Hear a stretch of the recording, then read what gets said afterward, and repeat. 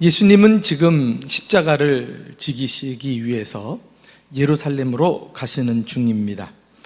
죽음을 앞에 둔 예수님은 아마도 생각이 번민에 가득 찼을 것입니다. 오늘 본문은 그런 와중에서도 한 토막 에피소드를 소개하고 있습니다. 그것은 뜻밖에도 어린 아이와 관련된 이야기입니다. 성경에 보면은 부모로서 아이를 올바른 안목을 가지고 가르쳤던 중요한 사례가 나와요. 바로 모세의 어머니입니다. 모세의 어머니는 요게벳인데요, 그 요게벳이란 뜻이 하나님의 영광이란 뜻이거든요. 정말 이 요게벳은 자녀를, 모세를 바로 양육하는 일을 통해서 하나님께 영광을 돌린 그런 인물이라고 할 수 있습니다. 우리가 아는 대로 모세가 태어날 당시는 어떤 상황이었습니까? 이스라엘이 애굽에 노예살이를 하고 있을 때에 이스라엘 백성들이 후손들을 잘 낳으니까 애굽 왕이 겁을 집어먹고 히브리인 중에 남아가 태어나면 다 죽여라 명령이 내려진 이 준엄한 상태였어요. 그때 모세가 태어납니다. 출애굽기 2장 2절에 보면은 그 여자가 임신하여 아들을 낳으니 그가 잘생긴 것을 보고 석 달 동안 그를 숨겼더라, 이런 말씀이 나와요. 그가 잘생긴 것을 보고.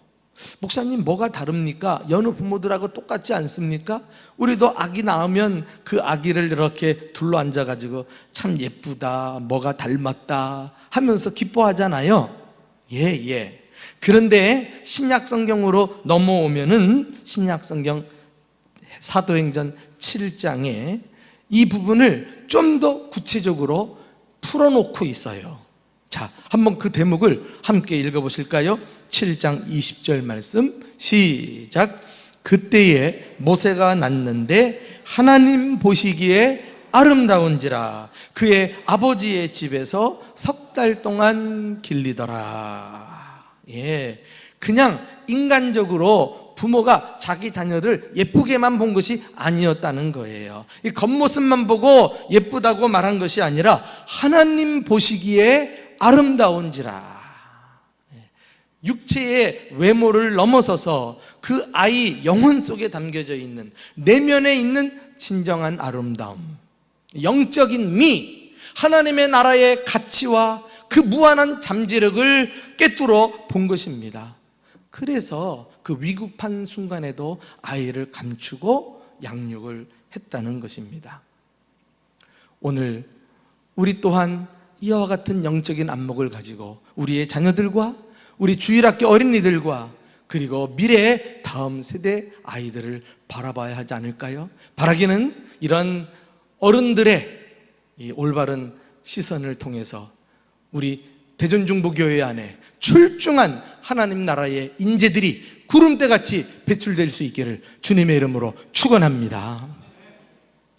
자, 두 번째는 예수님께서 어린아이를 용납하시고 축복하신 이유가 이 어린아이가 가진 성품 때문이라고 그랬습니다. 어린아이는 하나님 나라에 합당한 성품을 지닌 존재라는 거예요. 자, 우리 한번 15절 말씀을 함께 읽어보실까요? 15절 시작.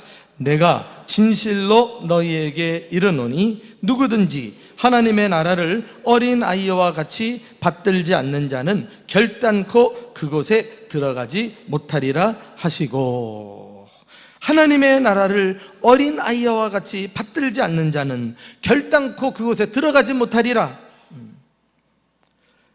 앞서 예수님께서는 어린아이를 대상으로 그를 주목하고 그의 무한한 잠재력과 가치를 말씀해 주셨는데, 바로 이어서 이제는 그 아이를 둘러싸고 있는 당시 제자들과 부모들과 주변 사람들을 향해서, 다시 말해 기성세대를 향해서 아이를 모델로 해서 가르치고 계십니다. 그것은 무엇입니까? 한마디로 기성세대가 어린아이의 성품을 본받아야 한다는 거예요. 하나님의 나라를 어린아이와 같이 받들지 아니하면, 어린아이의 성품이 하나님 나라 시민의 성품이란 거예요. 오늘 설교 제목이 누가 하나님 나라에 들어갈 수 있는가?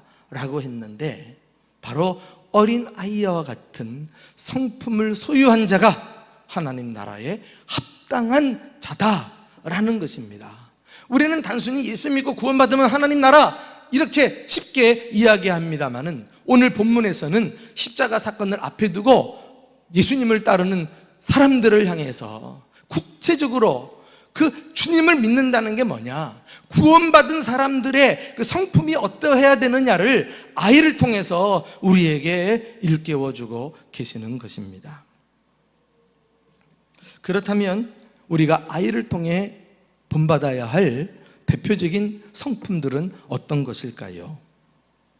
바로 첫째로 겸손이에요. 겸손. 어린아이의 겸손은 부모를 전적으로 의지하는 데서 나타납니다. 부모에 대한 전적 의존. 이것은 우리가 하나님과 우리와의 관계를 연결시킬 때 하나님께 대한 겸손한 태도로 나타나야 합니다. 그게 무엇입니까? 나는 하나님 없이는 못 살아요. 어린아이가 뭘 압니까? 그냥 부모만 있으면 행복하고 부모만 있으면 평안한 거 아니겠어요? 그러니 어린아이들은 말로 표현은 못하지만 나는 우리 부모 없으면 못 살아요 라고 말하고 있는 것과 똑같지 않습니까? 그와 같은 아이처럼 우리들도 하나님을 전적으로 의지하며 살아야 한다는 것입니다. 그게 바로 겸손이에요. 사실 어린아이를 가장 닮기를 원했던 사람이 있는데 그가 바로 다윗 왕이었어요. 그는 시편에서 이 문제를 가지고 하나님 앞에 기도까지 했다니까. 우리 한번 직접 눈여겨보실까요? 시편 131편 2절 말씀입니다. 다 같이 읽어봅니다. 시작. 실로 내가 내 영혼으로 고요하고 평온하게 하기를 젖된 아이가 그의 어머니 품에 있음 같게 하였나니 내 영혼이 젖된 아이와 같도다. 다윗은 자신을 젖된 아이라고 비유하고 있어요. 그냥 비유할 때 그냥 아이와 같도다 해도 충분할 텐데 굳이 젖된 아이라고 말했을까? 어떤 학자는 이 젖된 아이라 함은 젖을 땐 아이는 엄마가 젖을 땜으로써 더욱 엄마를 의지하기 때문이다 그리했어요. 이 아이는 이제 지금까지 젖을 물고 있다가 젖을 떼는 순간 젖이 없어도 좋아요. 더욱 엄마 품에 바짝 다가가서 푹 안겨가지고는 천하를 얻은 것처럼 평안하고 행복한 것입니다. 다윗이 젖된 아이를 보면서 자신에게 적용하고 있는 이 놀라운 통찰력. 다윗은 왕이라도 궁궐에 있는 것이 평안한 것이 아니라 어린아이처럼 주님 품에 있기를 더 원했던 것입니다. 이것이 겸손입니다. 하나님 한 분만으로 만족하는 태도. 혹시 우리 가운데 하나님 말고도 믿는 구석은 없습니까? 돈을 믿든지 자식을 믿든지 남편을 믿든지 세상 지위를 믿든지 말이죠. 학적인 배경을 믿든지 또 하나님을 믿으면서도 혹 다른 우상을 섬기고 있는 분은 안 계십니까? 이렇게 하나님을 전적으로 의지하지 못하는 것은 사실은 교만함 때문입니다. 하나님이 제일 싫어하는 죄이죠. 겸손의 또 다른 말은 가난한 마음이라고도 표현할 수 있습니다. 너무 마음이 가난해 텅 비어 있어요. 아무것도 없어요. 그 공간 안에 하나님을 사모하고 하나님을 찾고 하나님만을 간급해야 하는 것, 그래서 하나님으로 만족하는 것, 이것이 마음이 가난한 사람의 태도라고 할 수 있습니다.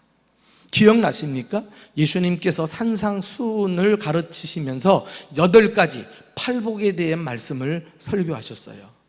그런데 제일 먼저 첫 번째 나오는 복의 내용이 무엇입니까? 마태복음 5장 3절에 심령이 뭐한 자? 가난한 자는 복이 있나니 그리했어요. 심령이 가난하다, 이것은 자신을 영적 파산자로 인정하는 것을 말합니다. 나는 부유하다, 부유하다, 아무 문제가 없다 라고 말하는 사람은 굳이 주님이 필요 없지요.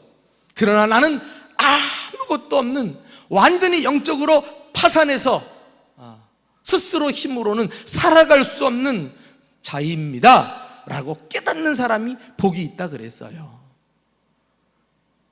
예수님께서 팔복을 이야기하면서 첫 번째 심령이 가난한 자의 복을 말한 것은 다른 복들을 누리기 위한 전제 조건이라는 거예요. 먼저 심령이 가난한 것을 인정하지 않고는 다른 복을 누릴 수가 없어요.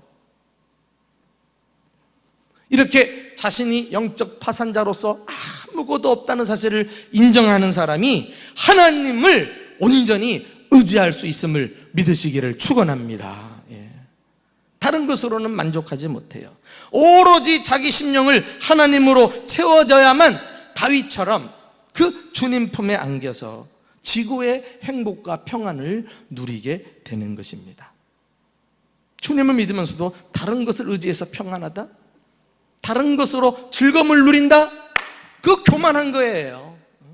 교만을 겸양의 태도, 말을 부드럽고 온유하게 하는 거, 이런 걸로 말하는 것이 아닙니다. 그 마음의 자세, 마음의 하나님과의 근본적인 태도가 어떠한가가 교만과 겸손을 좌우하는 거예요. 어린아이들처럼 오늘 우리는 하나님의 말씀 앞에서 내가 하나님보다 더 의지하는 다른 것은 없는지 진지하게 돌아보면서 심령이 가난한 자로서 그는 복이 있나니 천국이 그들의 것임이라. 그가 천국에 들어가는 사람이에요. 하나님의 나라는 그들의 것이에요. 하나님을 이 땅에서 모시고 한 분만으로 만족하는 자가 천국에서도 주님 계신 그곳에서 주님과 함께 영원한 복락 속에 들어가게 될 줄로 믿습니다. 두 번째 어린아이의 성품은 신뢰예요. 신뢰. 어린아이는 부모를 무한 신뢰합니다. 부모 품에 안겨 있으면서 이 부모가 하면서 조금 더 의심하는 구석이 없어요. 부모에 대한 전적 신뢰, 이것은 우리가 하나님과의 관계에서도 그대로 적용이 됩니다. 우리가 하나님을 믿는다고 할 때 그냥 절대적으로 믿는 것을 전제하는 것입니다. 하나님은 못하실 일이 없는 분이세요. 하나님은 나같이 못난 죄인을 구원해 내실 뿐만 아니라 구원한 자를 자녀로 삼으시고 당신의 자녀를 전적으로 책임져 주시고 살아가면서 만나는 어떤 문제도 못 푸실 문제가 없는 분이시다. 할렐루야. 그 주님과 함께 동행하면서 주님에 대한 의심은 털끝만치도 없어요. 전적 신뢰. 이걸 우리가 부모를 전적으로 의지하는 아이들에게서 본받으라는 거예요. 성경은 계속해서 하나님과의 관계에서 이 전적인 신뢰를 강조하고 있습니다. 자, 우리 한번 잠언 3장 5절 말씀도 함께 읽어보실까요? 자, 시작. 너는 마음을 다하여 여호와를 신뢰하고 내 명철을 의지하지 말라 그랬어요. 그냥 너는 여호와를 신뢰해라 이렇게 말해도 되는데 앞에 마음을 다하여라는 말로 강조하고 있습니다. 마음을 다하여라는 것은 뭐예요? 마음을 쏟아부어서 여호와를 신뢰하라는 거예요. 한마디로 100% 신뢰하라는 것입니다. 여러분, 신뢰는 확률의 싸움이 아닙니다. 몇 프로를 신뢰한다? 가능성을 따져보고 더 확률이 많은 쪽을 따라간다? 이것은 신뢰가 아닌 것입니다. 진정한 신뢰는 어린아이가 100% 자기 부모를 믿는 것처럼 하나님에게 전적으로 올인해버리는 거예요. 할렐루야. 아직도 이해가 안 되시죠? 그러면 여러분들이 100% 전적으로 하나님을 신뢰하고 있는지, 어린 아이 성품을 가지고 주님을 따르고 있는지 알 수 있는 방법 하나 알려드릴게요. 전적으로 하나님을 신뢰하는 사람은 자신의 힘을 빼는 사람이에요. 너는 마음을 다하여 여호와를 신뢰하라. 내 명철을 의지하지 마라. 너는 범사의 그를 인정하라. 그리하면 내 길을 지도하시리라. 계속 지금 잠언에서 말씀이 나오고 있습니다. 이 내 명철을 의지하는 게 뭐예요? 이거 바로 힘을 빼라는 말씀이에요. 내가 가진 지식, 내가 가진 경험, 내가 가진 능력조차도 하나님을 온전히 신뢰한다면 다 내려놓아야 합니다. 내가 가진 건 믿으면, 내 명철을 의지하면 100% 주님을 신뢰하는 게 아니죠.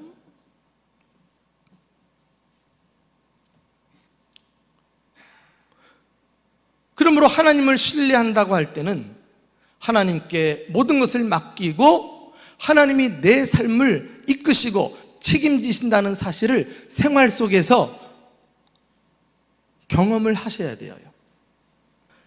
제가 늘 목회하면서 마음에 새기는 구절이 사도 바울의 목회 원리이기도 하거든요. 그것은 여러분들의 삶의 원리이기도 할 것입니다. 우리 한번 다 같이 고린도전서 3장 6절 7절 말씀을 함께 읽어보실까요? 자, 시작. 나는 심었고 아볼로는 물을 주었으되 오직 하나님께서 자라나게 하셨으니 그런즉 심은 이나 물 주는 이는 아무것도 아니로되 오직 자라게 하시는 이는 하나님뿐이시라.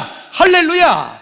그렇구나. 내가 힘쓰고 애쓴다고 내가 한 만큼 일이 되어지는 것이 아니라 결국은 하나님께서 도와주셔야 하는구나. 하나님께서 열매 맺게 하셔야 열매를 맺을 수 있는 것이구나.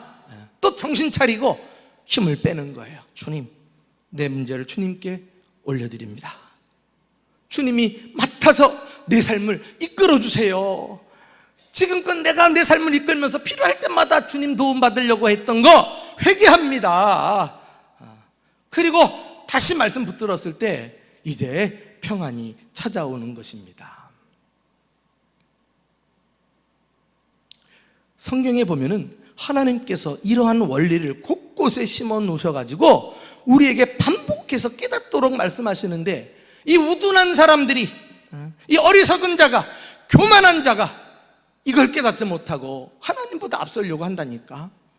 예컨대 여러분들, 이스라엘 백성들이 모세의 인도를 따라서 출애굽합니다. 그리고 이제 가나안 땅으로 나아가다가 첫 번째 홍해 바다 앞에서 딱 길을 멈추지 않았어요? 뒤에는 애굽의 군대가 쳐들어옵니다. 앞에는 홍해 바다가 있습니다. 좌우로는 길이 없어요. 이런 상황이 우리 앞에 찾아오면 여러분들 어떻게 하시겠어요? 이런 일이 실제로 비일비재한 것이 인생이 아닙니까? 내 뜻대로 되지 못하는 거, 계획을 세웠지만 원치 않는 일이 일어날 때 어떻게 하시겠어요? 그 샘플로 하나님께서 모세와 이스라엘 백성들을 홍해 바다 코앞까지 밀어붙이시고 중요한 원리를 가르쳐 주셔요. 자, 우리 그 대목을 한번 읽어볼까요? 출애굽기 14장 13절 14절입니다 자, 시작. 모세가 백성에게 이르되 너희는 두려워하지 말고 가만히 서서 여호와께서 오늘 너희를 위하여 행하시는 구원을 보라. 너희가 오늘 본 애굽 사람을 영원히 다시 보지 아니하리라. 여호와께서 너희를 위하여 싸우시리니 너희는 가만히 있을지어다. 할렐루야. 두려워 말라. 가만히 있어라. 여호와가 너희를 위해서 싸우신다. 오늘날 너희를 위하여 행하시는 하나님의 구원을 보라. 이걸 계속해서 강조하고 있지 않아요? 이 말씀, 엄청난 원리를 우리가 제쳐두고 자꾸 자기가 어떻게 해보려고 애를 쓰는 거예요. 되지도 않을 일을. 무슨 힘으로 홍해를 가릅니까? 그러니 우리가 내 힘을 빼고 전적으로 오직 구원은 여호와께 있습니다. 이 믿음을 가지고 100% 신뢰할 때 할렐루야, 우리 앞에 홍해는 갈라지게 될 줄로 믿습니다. 여러분 생각해 보셨나요? 길이 없는 그곳에 바다 한가운데 하나님께서 마른 땅을 준비해 놓으실 줄 누가 알았느냐 말이에요. 여러분, 하나님은 우리가 생각할 수 없는 수만 가지 방법을 가지시고 우리를 앞장서서 이끄시고 인도해 주시는 분이심을 믿으시기를 축원합니다. 마지막 세 번째로 어린아이의 성품은 순결함이에요. 순결. 어린아이의 마음은 순수하고 깨끗합니다. 부모를 사랑하는 것도, 부모를 의지하고 신뢰하는 것도 어린아이 속에는 거짓이 없어요. 진실됩니다. 꾸밈이 없어요. 이렇게 부모에 대한 순수성, 주님은 이것을 우리 또한 담기를 원하고 계십니다. 아이가 부모를 순수한 마음을 가지고 대하는 것처럼 우리 또한 하나님에 대해서 순결한 마음을 가지고 나와야 한다는 것입니다. 하나님을 사랑한다고 해도, 하나님에게 예배를 드려도, 하나님을 위해 봉사해도 주님은 우리 중심을 보시기를 원해요. 제가 어떤 마음으로 하나, 순수한 영혼인가, 이게 중요합니다. 아마도 하나님 나라의 마지막 테스트가 이 순수함이 아닌가 생각합니다. 우리는 정말 사람들 보는 데서 믿음 좋은 것처럼 예배 드리고 봉사할 수 있어요. 그런데 이 순수함이라고 하는 테스트에서 불합격 판정을 얼마든지 받을 수 있기 때문입니다. 부모가 자기가 낳은 아기를 사랑하는 것은 단지 자기 자녀이기 때문은 아닌 것 같아요. 아이의 순수함 때문에 사랑하는 거 아니겠어요? 아이의 그 맑은 샘 같은 거짓 없는 눈망울을 보면 나도 모르게 그냥 빠져드는 거예요. 좋아 죽겠어요, 그냥. 하나님의 나라는 순수한 영혼만이 들어가는 곳입니다. 거짓 없는 진실된 사람이 모인 곳이 하나님의 나라예요. 이제 알 것 같아요. 왜 예수님께서 어린이 주일도 아닌데 뜬금없이 아이를 주제로 이야기를 하셨을까? 이제 십자가를 지실 상황이 점점 다가오면서 우리들에게 하나님 나라의 시민으로서 미리 준비시킨 것이 아니겠습니까? 너희가 어린아이처럼 하나님 나라를 받들지 아니하면, 어린아이의 성품을 담지 아니하면 천국에 들어갈 수 없으리라. 주님이 준엄하게 말씀하셨어요. 물론 구원받은 자가 들어가지만 우리는 구원받은 자로서 오늘 말씀 앞에 나는 정말 하나님 나라에 합당한 성품을 간직하고 있는가? 겸손과 온전한 신뢰와 그리고 무한한 순수함, 끝까지 어린아이와 같은 성품을 가지고 다 같이 천국의 시민으로 살아가는 성도들이 되시기를 주님의 이름으로 축원합니다.